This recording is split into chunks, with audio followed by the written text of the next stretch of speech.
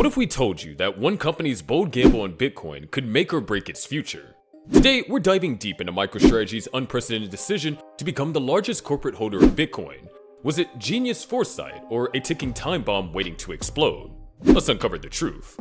MicroStrategy wasn't always synonymous with Bitcoin. It started as a business intelligence software company, offering analytical tools to enterprise clients. But in 2020, everything changed when its then CEO, Michael Saylor, decided to convert the company's cash reserves into Bitcoin. Their first purchase? A staggering $250 million worth of Bitcoin. Since then, MicroStrategy has gone all in, acquiring over 150,000 Bitcoins as of today, worth billions of dollars. I mean, that's more than most countries own. But here's the burning question. Could this massive bet on volatile cryptocurrency actually lead to their downfall? Michael Saylor had a vision, a world where fiat currencies lose value due to inflation, and Bitcoin becomes the ultimate store of wealth. To him, Bitcoin was digital gold, an asset immune to government manipulation or devaluation. And let's be fair, his reasoning wasn't baseless. Inflation was creeping higher, central banks were printing money like it was going out of style, and investors were searching for alternatives. Bitcoin, with its cap supply of 21 million coins, seemed like the perfect hedge. So what did MicroStrategy do? They didn't just dip their toes, they dove head first. They even borrowed money to buy more Bitcoin, issuing billions of dollars in convertible bonds. But what do you think? Is it wise for a company to leverage debt for cryptocurrency investments? For a while, this strategy looked brilliant. During Bitcoin's bull runs, MicroStrategy's stock price skyrocketed. Investors who wanted exposure to Bitcoin without directly holding it flocked to the company. First, let's talk numbers. MicroStrategy has invested over $4.2 billion in Bitcoin since 2020, with plans to invest an additional $42 billion over the next 3 years. Yes, that's billion with a B. As of now, they own more than 158,000 Bitcoins, representing close to 3% of the total supply. That's more than most nations, let alone companies. Now, Michael Saylor led this monumental decision, but why would a software company support a digital currency? According to Saylor, Bitcoin is more than just a cryptocurrency. It's a revolutionary store of value. Saylor argues that in a world where inflation erodes the value of cash and gold struggles to keep up, Bitcoin offers a better alternative. He described it as owning a piece of the internet in its early days, a technological breakthrough with long-term potential. But the question is, can this strategy work long-term? What if Bitcoin's volatility becomes more of a liability than an asset? And let's not ignore the risk here. MicroStrategy's stock price has become closely tied to Bitcoin's performance. When Bitcoin soars, their stock soon follows.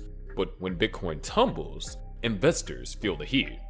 Bitcoin's wild price swings are no secrets. In fact, in 2021 alone, its value fluctuated from nearly $65,000 to below $30,000. A company's market value tied to such a volatile asset is understandably a huge gamble.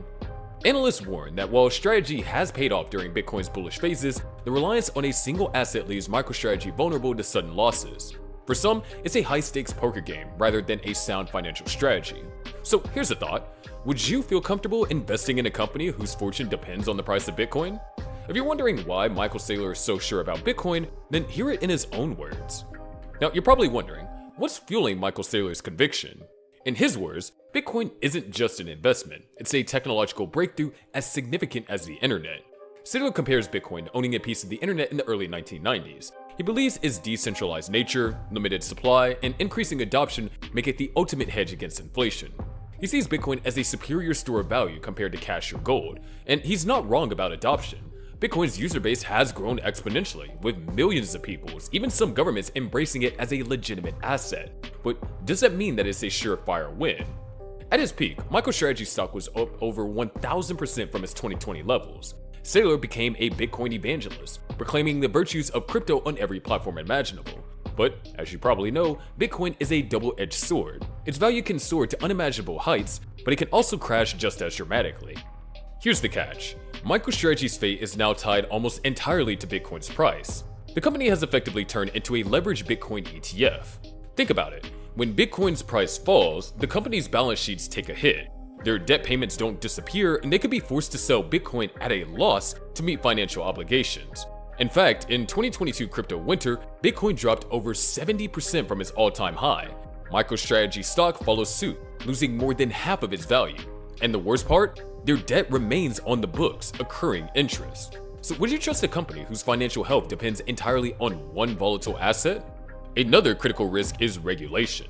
Governments around the world are still figuring out how to handle cryptocurrencies. Imagine a scenario where tighter regulations on Bitcoin make it harder to trade or significantly reduce its value. For instance, the SEC has been clamping down on crypto-related businesses in the US, introducing a layer of unpredictability that could derail Microstrategy's plans. And let's not forget the tax implications. If Bitcoin's holdings are taxed differently in the future, that could seriously hurt Microstrategy's bottom line. Microstrategy didn't just buy Bitcoin, they borrowed billions to do so. Leverage is a powerful tool in finance, but it's also dangerous. If Bitcoin's price drops too far, Microstrategy could face a liquidity crisis. And here's something even more worrying. Microstrategy's average Bitcoin purchase price is around $30,000. If Bitcoin stays below that level for an extended period, they're technically underwater on their investment. What would you do if you were in Michael Saylor's shoes? Would you sell some Bitcoin to reduce debt? Or would you hold on for dear life? Let's discuss. So could this strategy lead to a collapse? Now, let's consider a worst case scenario. Bitcoin crashes below $10,000, and Microstrategy's creditors start calling in their loans. The company is forced to sell Bitcoin at massive losses, spiraling into bankruptcy. This isn't just a hypothetical, it's a very real risk. The company's entire strategy hinges on Bitcoin maintaining or growing its value. But wait, before we call it a catastrophe, let's look at the other side. Many argue that Saylor is playing the long game. He believes that Bitcoin will eventually surpass $1 million per coin, making today's volatility irrelevant. If that happens, then Microstrategy's bet will look like one of the most brilliant financial moves in history. And there's historical precedent for such bold moves paying off. Think of Amazon in its early days. Many doubted Jeff Bezos' strategy, but look where Amazon is now. So do you think that Michael Saylor is the Jeff Bezos of Bitcoin? Or is he leading Microstrategy off a cliff? So guys, what can we learn from Microstrategy's bold and high-stakes gamble with Bitcoin? There are several important lessons to consider, especially for individuals and companies thinking about making similar moves in the financial world. First, diversification matters. The adage, "don't put all your eggs in one basket," remains as relevant as ever. By focusing so heavily on Bitcoin, a notoriously volatile asset, Microstrategy took on significant risk. If Bitcoin's value had plummeted instead of rising, the company's financial stability could have been severely compromised. This highlights the importance of spreading investments across different assets to reduce exposure to market swings and protecting against unexpected downturns. Second, leverage amplifies everything. Microstrategy borrowed large sums of money to fund its Bitcoin purchases, which magnified the potential outcomes. So, what's your verdict? Is Microstrategy on the brink of collapse, or are they about to prove the naysayers wrong? Drop your thoughts in the comments, hit that like button if you found this video insightful, and don't forget to subscribe for more deep dives into the world of finance and crypto.